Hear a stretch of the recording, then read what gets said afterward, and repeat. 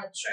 ડભોઈ ખાતે ભાવસારની વાડીમાં મહિલા અને બાળ વિકાસ વિભાગ, નિયામક મહિલા કલ્યાણ, ગુજરાત રાજ્ય ગાંધીનગર દ્વારા કામકાજના સ્થળે જાતીય સતામણી બાબત અધિનિયમ 2013 અન્વયે મહિલાલક્ષી યોજનાઓ અને કાયદાઓ વિશે માર્ગદર્શન સેમિનાર યોજાયો હતો, જેમાં મુખ્ય વક્તા તરીકે કવિતાબેન ગોહિલ, દહેજ પ્રતિબંધક સહરક્ષણ અધિકારી ડોક્ટર પરીક્ષિતભાઈ વાઘેલા, દહેજ પ્રતિબંધક સહરક્ષણ અધિકારી આશીષભાઈ શાહ, ડેપ્યુટી મેનેજર સીઈડી સોનલબેન અને કિંજલબેન, ASI Dabhoi police station Pamesh Mehta, DHEW Vadodara છાયાબેન ગુપ્તા અને હિમાંશુભાઈ ગુપ્તા સંતા કેળવણી મંડળ ડભોઈમાં ઉપસ્થિત રહ્યા હતા, જેમાં મહિલાલક્ષી યોજનાઓનો અને કાયદાઓ વિશે વિસ્તૃત માર્ગદર્શન આપ્યું, તેમજ જે મહિલાઓએ સીવન અને બ્યુટી પાર્લરની તાલીમ મેળવેલ હતી તે મહિલાઓને સર્ટિફિકેટ વિતરણ પણ કરવામાં આવ્યા। આ કાર્યક્રમમાં મોટી સંખ્યામાં મહિલાઓ ઉપસ્થિત રહ્યા હતા અને કાર્યક્રમને સફળ બનાવ્યો હતો,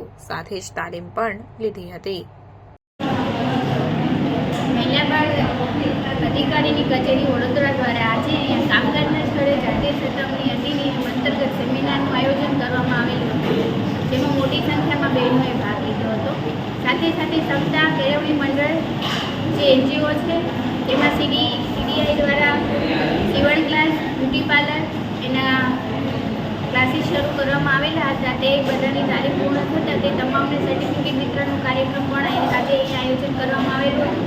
સાથે સાથે મહિલા બાળ વિકાસ વિભાગની જે કંઈ યોજનાઓ છે, જે સેન્ટરો છે તેની પણ માહિતી આજે તમામ બહેનોને આપવામાં આવી।